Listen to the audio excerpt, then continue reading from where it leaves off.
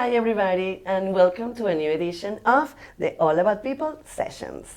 My name is Irene, and I am the Culture Ambassador here at Imperiall. Today, we have with us Dr. Bobby Gondola. Thank you so much for joining us today, Bobby. Irene, it's such a pleasure. Excellent. Bobby is the Executive Workforce and Education Leader. So let's start with the beginning. Tell me a little bit of your background. Where did you grow up? And tell me just a little bit about you. Wow, starting at the beginning, I was born in Boston, Massachusetts, and I was born first of 4 children and was raised very much in part by my paternal grandparents. My maternal grandparents were close by, and it was a loud, happy Italian family, and I went to public school. I then was the first in my family to go and graduate from college, and have had the chance to do that over the course of my career 3 times over, and Wow. really proud of my sisters, all of whom who have been able to do that as well. And so it's been quite a journey coming from Boston originally, and then traveling now the world. Wow, I love that. Traveling is the best. It's truly my favorite thing to do. It expands your universe. Definitely. So, what are some key moments in your life that inspired you to dedicate your career to education and community development? So I think it goes all the way back to that family that I was born into. There was a real practice of service, and there was a real commitment to being part of a community and being involved in that community. And I think that there were then a number of examples when I was going through my educational journey where there were role models who were modeling what it's like to serve a community and be part of that community.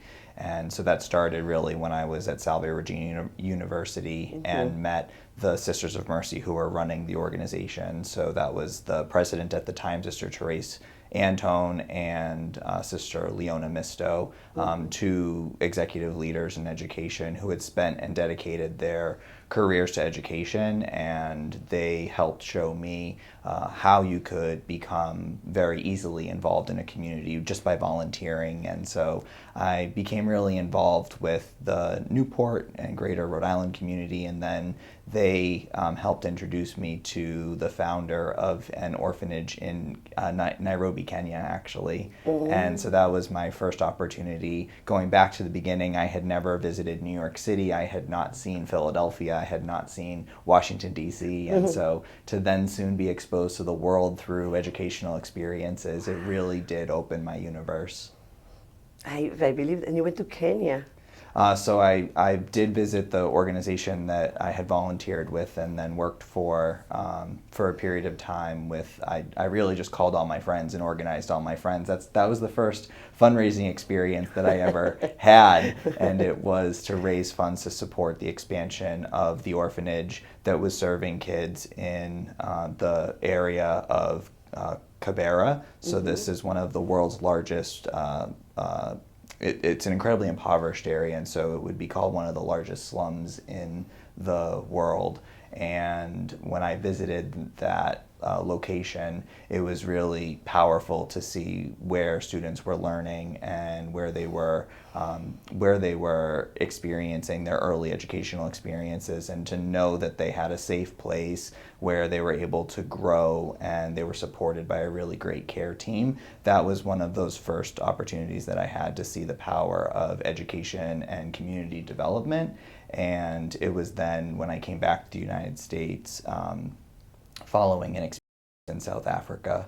I was in Cape Town, South Africa, and I was working among the townships there. And so in post-apartheid South Africa, it really still looked like apartheid had not ended, in the way that folks were still living in different segregated areas of the city. And so I was moving between the areas of the city in different developments, and my work was around community development, and so access to education, access to jobs, and that was the first experience that I had really directly working with individuals and helping them connect to educational opportunities. So going to college if you were a high schooler, or going into the workforce if you're someone who graduated from high school or working on post-secondary education in college. Wow, incredible. And you were there with the organization? I that was you there were- with World Teach, yeah, when I was in Okay. South Africa. And that was a place where I met some of the best friends that I've ever made in the world. So all these years later, I was just with a group of them this past week. And Oh, wow. we were out in Denver, and we were just reminiscing on the experience that we had and how that really propelled so many of us into areas of service through the work that we did. And so one's a pediatrician, one's a elementary school leader. I'm in education and workforce development. And so it really set the tone for what our future careers would be. Wow. So I'm sure these experiences enriched your life and changed your perspective about community development.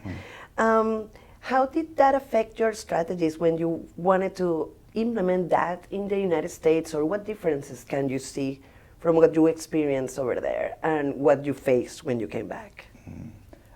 This really goes back to what we started talking about off camera, which is just the value and power of travel. And travel gives perspective, travel affords new learnings or new experiences, and travel really helps build an interconnected web across really different individuals, different people. And so when I applied to those future jobs that I would, since have served in, it was really anchored in the connections that I had made and the understandings that I had and the perspective that was built through all those worldly experiences. And so in New York City, I found myself really drawn to a school of music, and this was based in Harlem. This is the program that, if you ever saw the movie with Meryl Streep when she was the violin teacher, it was based on that program. Oh, really? And yes, it was just an incredible, really, really powerful organization that was embedded in the community, that was well supported by New York, who believed in access to the arts as a means of education for students. And so I remember starting there, and in my office I would have a 3 or 4 year old learning Twinkle Twinkle Little Star on the violin. I mean, they seem to always put the beginners in my office, and they were in my office because we had limited space, and so there were private lessons and group lessons, and we wanted to make sure we could serve as many students as we could. And my work was really building the business side of the organization. So fundraising, communications, community development work, and that was 3 recessions ago. And so I remember what the experience was like when the arts were being cut in schools and certainly after school programs. And that was when there was a donor that said to me, and I was fundraising then all those years ago, and the donor said, I support this program, and I believe so much in the arts and access to the arts, and people are hungry, and people don't have housing, and people don't have jobs. And so I heard that donor, and I internalized that and realized they were talking about access to basic human needs. And so at that point, it helped me think about, well, where am I going to be next, and how could I help support access to those basic needs? And so that's how I became introduced to the Year Up organization, and ended up working very closely in one by one, student by student, helping a student connect with an employer and seeing them earn a really great family sustaining wage job at a time when unemployment around the United States was at a record high. It is so important to see the individual as a whole, because if you don't have secure housing, how can you focus on your education? Or if you don't have access to food, Right. like how are you gonna, Right. how are you gonna not fall asleep in class? Exactly. It's not just about being in a good environment when you're in school. Exactly. You gotta see all the other aspects. And now that you brought up Gear Up, so how did your experience there shape your approach to your other all the other things that you were doing at that moment? The experience of working at Year Up was a great parallel to the experience of traveling and visiting new places in the world. I was able to really hear, understand, and then respond to the needs that employers were experiencing related to their talent. And so I became really familiar with the dynamics in the job marketplace and what employers were looking for in incoming talent within their organizations. And so I know that's something that Imperiall is really focused on, and making sure that you have really engaged and competent and successful talent here. Yeah. And so I was meeting with some of the largest companies in the United States and understanding from them what were they looking for within the future talent of their organization, and then looking to communities where they might not have often been the first go-to place to find that talent, but identify members of historically minoritized and marginalized communities, and helping those individuals learn the skills, have access to the networks, gain the experience to then position them to be quite successful, actually. And again, this was at a time here in Rhode Island, it was the state with the highest unemployment rate around this time. When I came into the organization, and we saw students that were more than 90% of them were graduating with a family sustaining wage. We saw that more than 90% of students were graduating with a family sustaining wage job within a quarter of graduation. So it was a really powerful example Wow. of what simply an opportunity could afford, and that was really in partnership with the many stakeholders that I had relationships with that we were managing. And so all of those early travel experiences, all of early just connecting experience helped prepare me to be able to hear an employer say, this is what I'm looking for, and then say, oh, I know a student or a graduate that would be really successful in meeting that talent need. And it was really a place where I learned the practice of high support and high expectations, and that you can hold someone to a very high standard and express that belief in that individual, while also holding them accountable and helping them to realize the greatest version of themselves. And so seeing that happen time and time again, and what that resulted in that student, then graduate, fully realizing the talent that they offer, and then going off and doing that in a really big way by earning a really great salary and having an upwardly mobile career. Wow. Do you stay in touch with some of the people that you helped achieve those goals, like the young people, the students, or? Irene, other than the person behind the camera Other now than who the works for person your behind company, Yes. but yes, I mean that the connections, the relationships with past students and graduates of programs that I worked with really is the fuel, the momentum for why I continue to show up and really put energy into seeing others be supported. And so I think about all the time the many students who I've had the great privilege of crossing paths with, and being a person, whether I was their assigned advisor at the Europe organization, or I was their coach or mentor when they were at the Community College of Rhode Island, or they were someone who I was just getting to know through someone else asking me if I would meet with this next individual. And I think about just seeing the folks that you've had sit in this chair. It's really incredible for me to then remember, I remember I was sitting on a panel, and then someone reached out to me and asked me if they could have a conversation, and I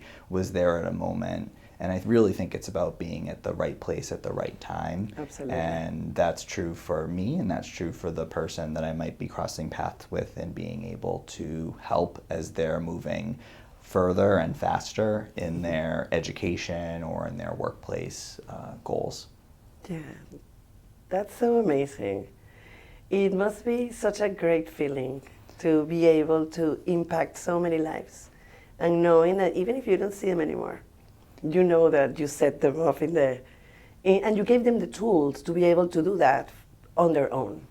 Yeah, it's really, at times it's overwhelming to imagine all the students who I've had the opportunity to get to know, and these are students that I might not talk to everyone every day, but it's really just such a privilege to hear from them. And so I just talked to Jeff, a student that had graduated. I mean, I met Jeff more than a decade ago, and we had a good 45-minute or hour conversation on the phone late one night this past week, just catching up. And I think about Kenny's another student who is on a business trip at the moment, and I remember one time we were both simultaneously at the train station, not coordinated with each other, and I was heading to Boston for a meeting and he was heading to New York City for a work meeting. And so just seeing those moments happen, and those happen, I know those are the ones that I'm seeing and that I'm experiencing, and I know that there are hundreds of others and now thousands of others where students have benefited from work that I've been able to do. And I think it goes all the way back to what my family experience was like. My father said when I was very young, to whom much is given, much is expected. And that comes straight from Luke's gospel. And that's a quote that President John F. Kennedy actually said, to whom much is given, much is required, when he was president. And so just the gifts that I've been so fortunate to receive in this life, and the connections that I've made, and the experiences that I've had, the people that I've met, it really does feel like a responsibility that I have to share that with others. And so particularly when it's incoming students, it's something that I really enjoy, introducing students to new opportunities, whether that might be a mentor or new experiences like an internship experience, or an opportunity to get a part-time job at an employer, a company or otherwise. And I hope that I'm still living those early values that were instilled in me by my parents, by my early teachers, and by my early mentors like the Sisters of Mercy that I mentioned. And then later, when I was in grad school, I met a really incredible woman who was a negotiator, and so she was working in some of the most complex organizations and environments around the world, and she taught a model of negotiation that I just really took to. And I meet individuals, I get to connect with individuals, and then I remember years later I was applying for my PhD, and so I reached out to her and I said, I need help, I need a recommendation letter. I'm like, I loved your class. This was Dr. Linda Kabulian, and I reached out to her and I asked if she would support my application, and she invited me to come and meet with her, and we were able to just catch up. And I think about, in the few times that I've been asked, like, someone that's inspired you or someone who you've looked up to, it's always a teacher of the past that I think of and that I name. And so I know that Miss Dickerson, my second grade teacher, who became my third grade teacher also, I was so glad she moved an extra grade. I always say it was because of me and my friend Molly, who both had her from second grade to third grade. But I think about Miss Dickerson and the role that she played in my life, and I know that she's proud to know that I went on to be an educator. And I hear so many educators say it was the educators that they saw that inspired them to go and be a teacher. So I love being in the classroom. I love supporting students outside the classroom, and all of those experiences were really informed by those early educational experiences.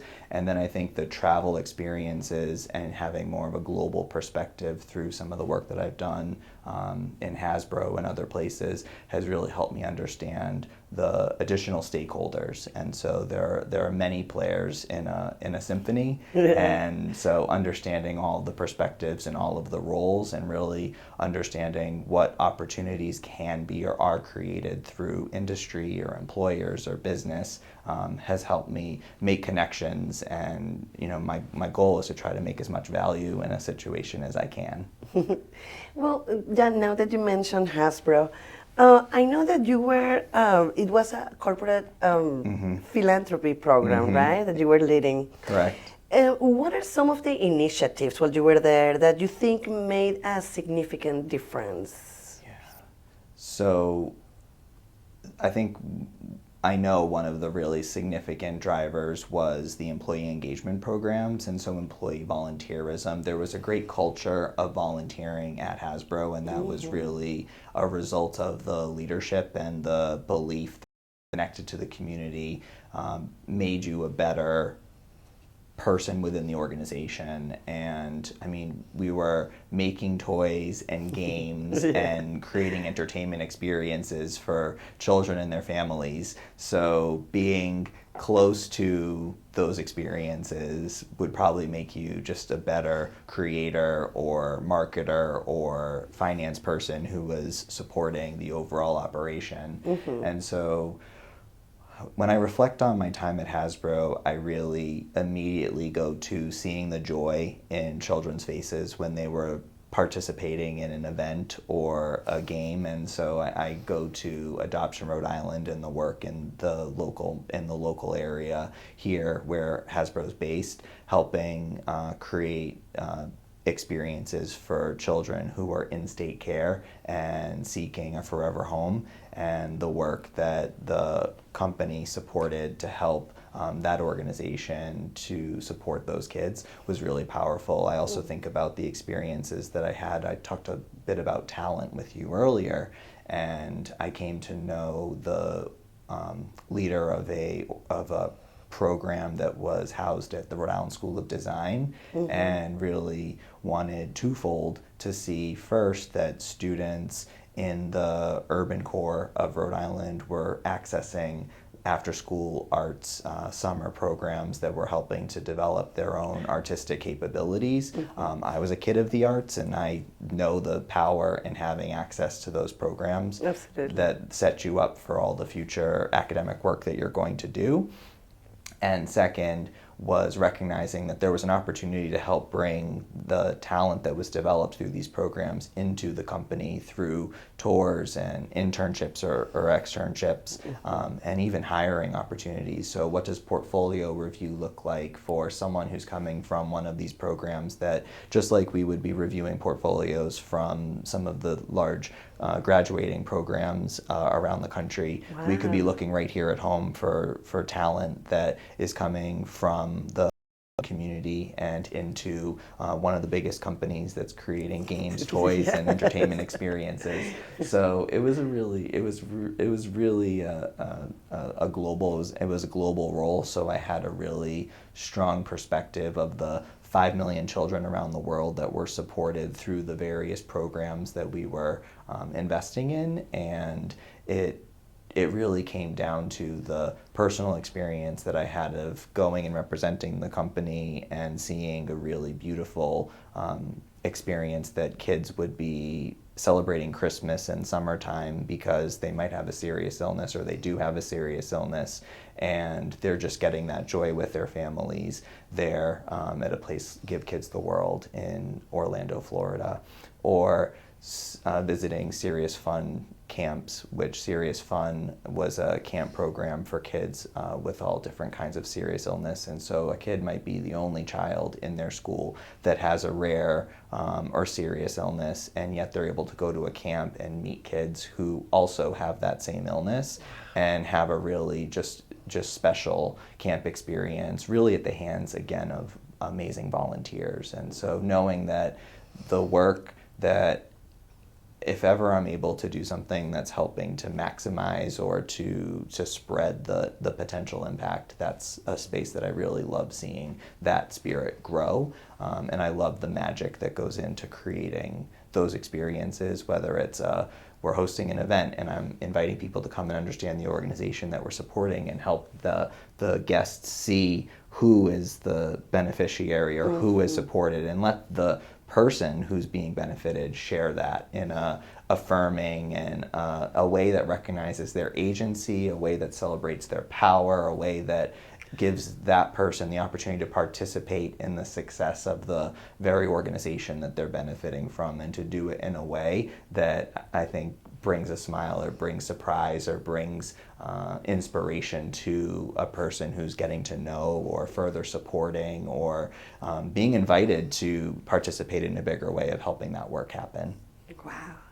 It sounds magical. It sounds That's like my favorite word. Magical? I love the word magical. Me too. I love magic in the world. And this is basically it. You are able to impact so many lives. And that, of course, has an impact in your own life, too. I mean, as a person, as you grow, you experience how other people live. You experience to see. You are so fortunate to have the upbringing that you have. And you are now being able to bring that experience to families that maybe never had that in their lives. So that is so meaningful and beautiful. Yeah. It's magical. Thank you. Thank you, Irene. And when you described it, the first image I had was actually of my parents, and they had seen, I mean, to great surprise, they've not traveled outside of this country other than we took my mom. I took my mom once to Italy on a grant, and my husband and I took my mom with us to Canada, but we haven't been able to get my dad on the road with us yet. But I had this quick flash of seeing them when you were talking about the impact it's had on me. It's had impact on our families as well, and so they've crossed paths with students through barbecues or Thanksgivings or whatever the table might be, Yes. and seeing a current student or a past student, graduate, participating in that family experience. I think if you called my husband and asked him about his observation, he would tell you that I'm always on the phone coaching someone related to a job application. So is the resume done? Is the cover letter done? What interview prep have they done? And so he would tell you, my husband would tell you that I'm on the phone with students all the time. I'm meeting with graduates all the time. And you mentioned this earlier, and I shared with you, like that is the fuel that just continues to, when that good comes, I really love sharing that back out. And so, I'm going to call on one of these students or graduates at some point and ask them for a favor, and in some cases I have. So one of the students that I mentioned earlier, I know that Imperiall is a cleaning company, and it's not easy to clean, and so a past graduate has been a really great partner of mine. We have been working on a project where we've been cleaning out a storage space, and we've done 3 installments so far. We probably have 2 more to go, but we have this really great practice where we have dinner together, we catch up, and then we get some work done, and the circumstances with which you connect with someone don't have to be prescribed, and so that's some of our best memories have been created while we're cleaning a pretty unclean space. So, more work to do there, but I think that's just indicative of life as well. There's a lot more to learn, a lot more to do. Yeah, and that sounds great. It sounds like not every experience has to be, cut the same way. Agreed. Yeah, it depends on the people, depends on the situation. I think it's more fun when it's not. Right? I like variety, and I like that about meeting different people.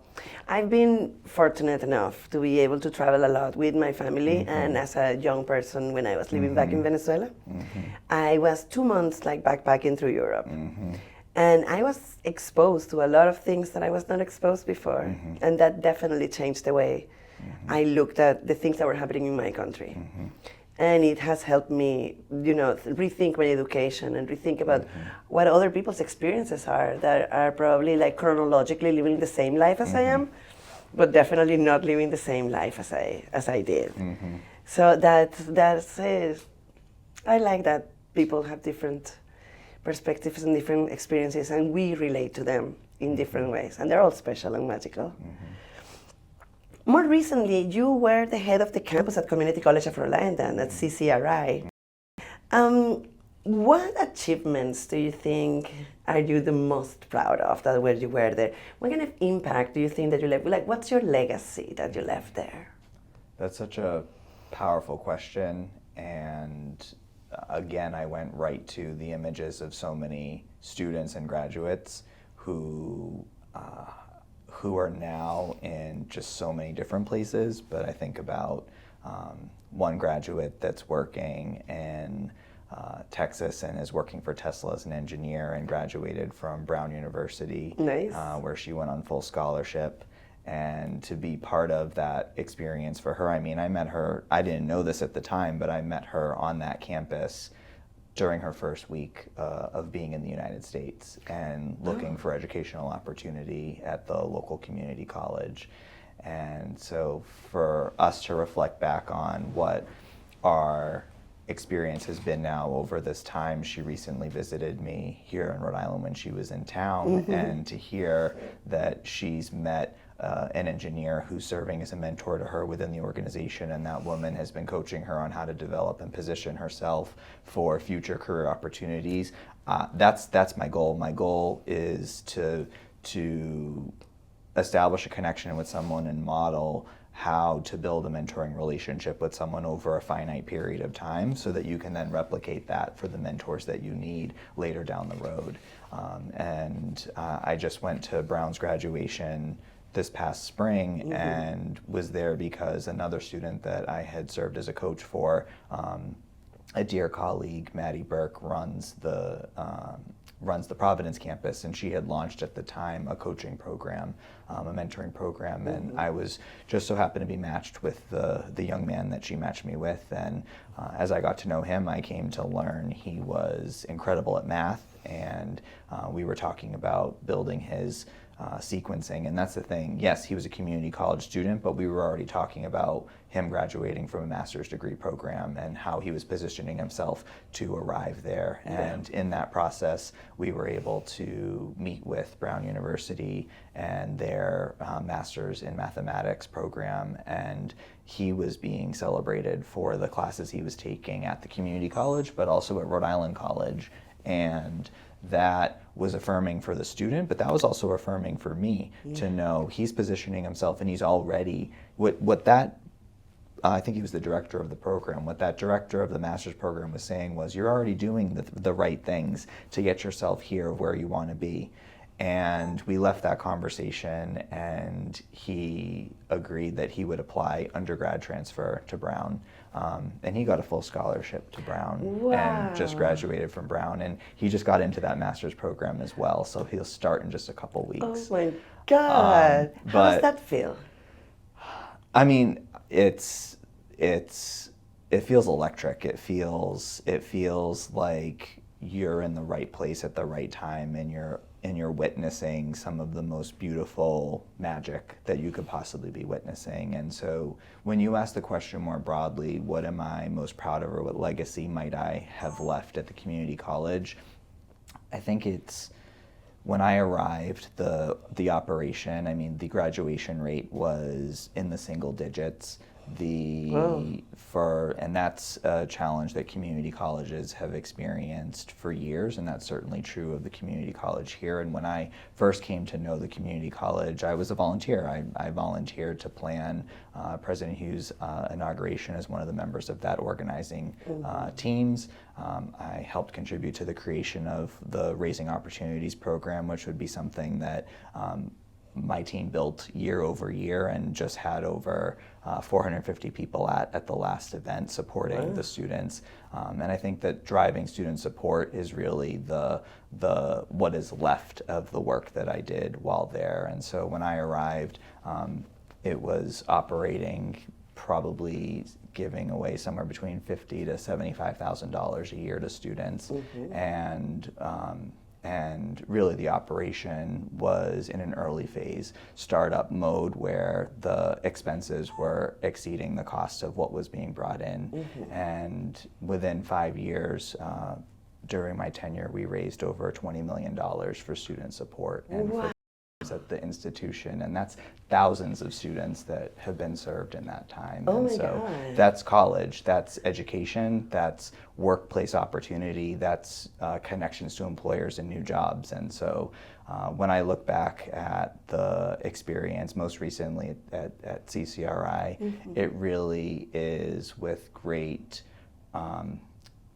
gratitude for what was created, and that was at the hands of a really amazing team that we built while there. And so my team, including one of your newest team members here, has been Hey, Maria. really, hey Maria, we're proud of you. Shout out.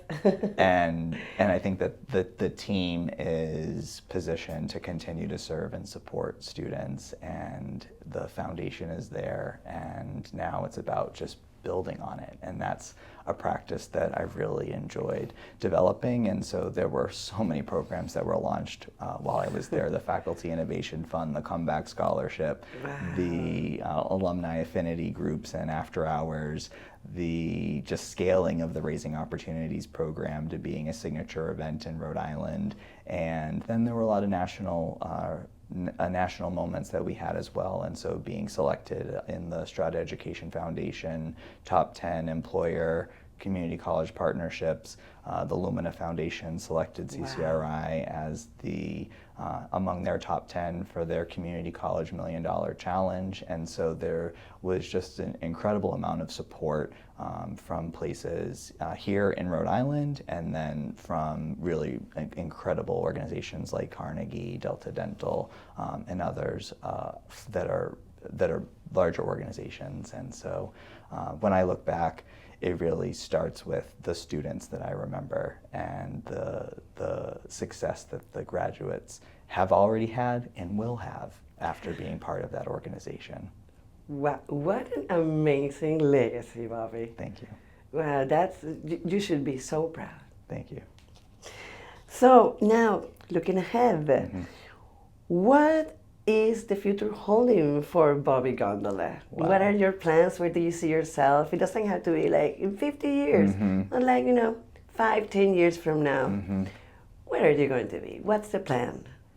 Well, that's a question that I wake up to every day, especially now as I'm navigating what is the next place. And so I've always imagined in the very near future continuing to serve in the education space and really at the intersection of opportunities, so jobs and workforce.